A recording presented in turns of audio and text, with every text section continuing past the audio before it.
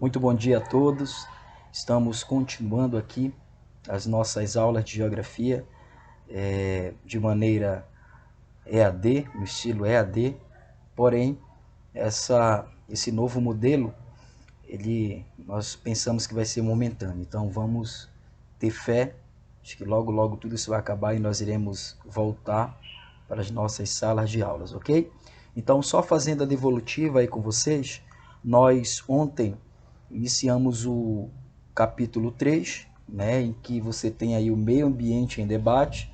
Falamos de alguns temas importantes, você pode ler ali na aula direcionada no portal, como os principais problemas atmosféricos que têm trazido grandes danos para o meio ambiente. Mas no final dessa aula, dessa sequência didática, eu deixei uma atividade da página 60 e 61. Atividade essa que tem uma característica importante, porque é uma atividade que você vai poder visualizá-la nesse mesmo estilo como ela vem sendo trabalhada nos vestibulares e também no Exame Nacional do Ensino Médio.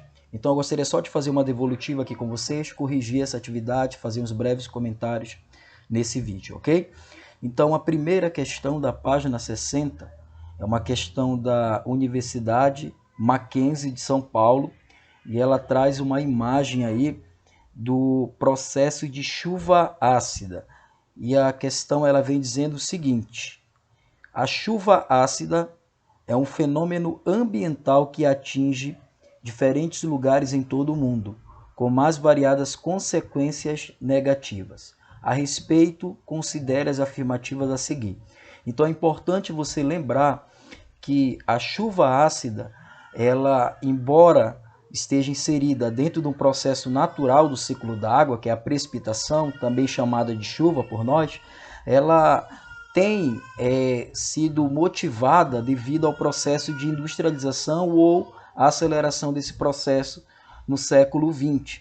Então, esse poluente, sobretudo o CO2, quando ele vai para a atmosfera e entra então em contato com a água que está ali em forma de vapor, vai se precipitar formando essa chamada chuva ácida. Então, acho que os itens que vêm a seguir aí é para você julgar essas afirmativas como verdadeiras e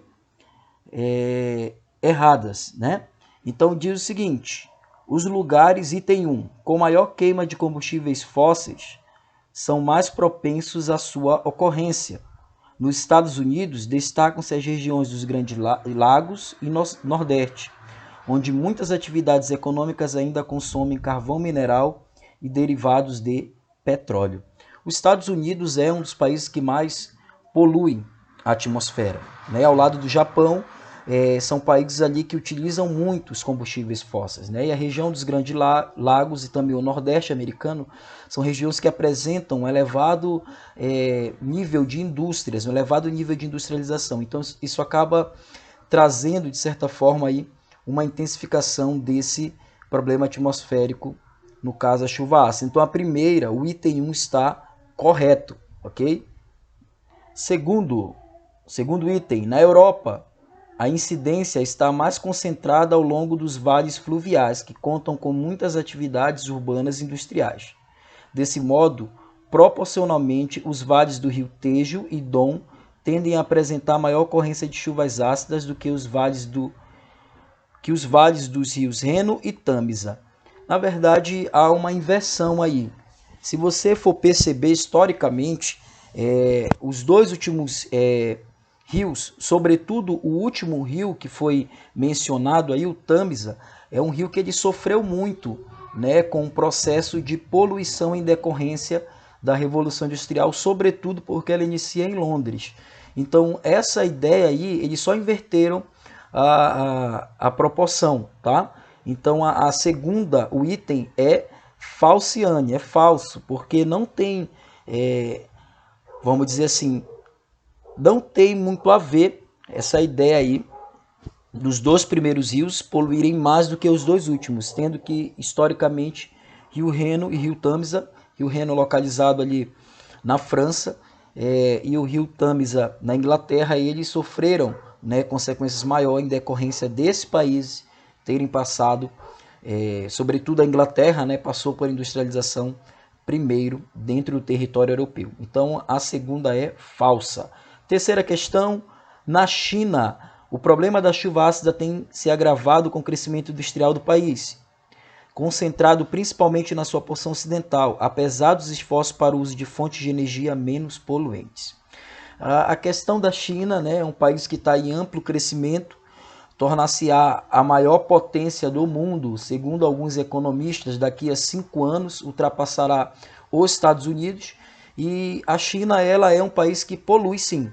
E embora a China tenha começado estudos recentes acerca de novas energias que possam emitir, né, uma quantidade menor de gases para a atmosfera, ainda é um país que polui bastante. Então a China, ela na verdade ainda está caminhando nesse processo aí de fontes de energia menos poluentes. Então essa daí ainda não é certa, né? Quem sabe no futuro esse item pode mudar, né? Ser um item que pode ser correto, mas no momento, para a atualidade econômica ligado à questão do meio ambiente também, a terceira é falsa.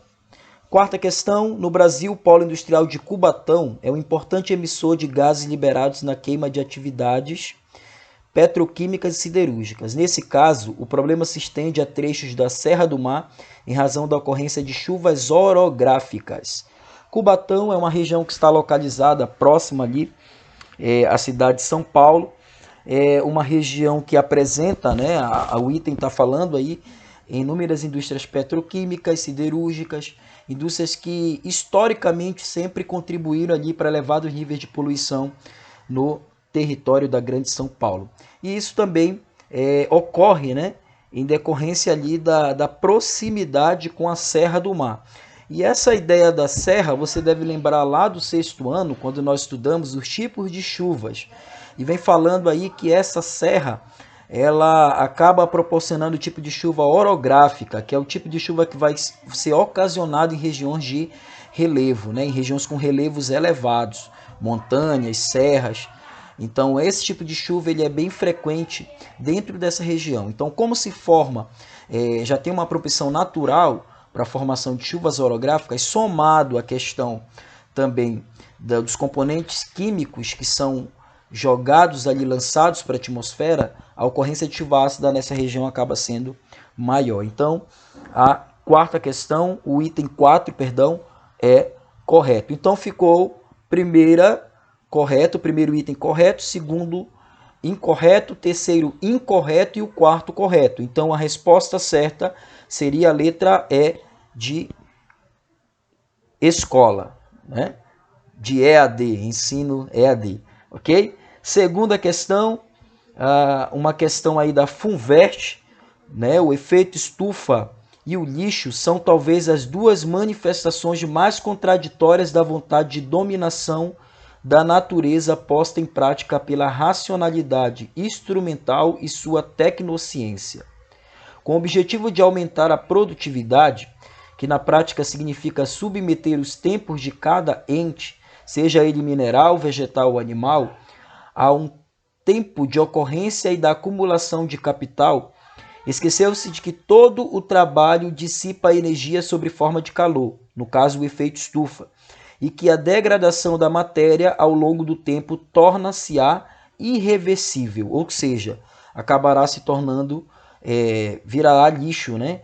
Então esse pequeno fragmento do texto do livro A Globalização da Natureza e a Natureza da Globalização, do professor Carlos Gonçalves, né? Na verdade foi adaptado aí pelo professor Carlos Gonçalves. Então, de acordo com o texto, né, a pergunta aí é a seguinte: conforme o excerto anterior, é correto afirmar.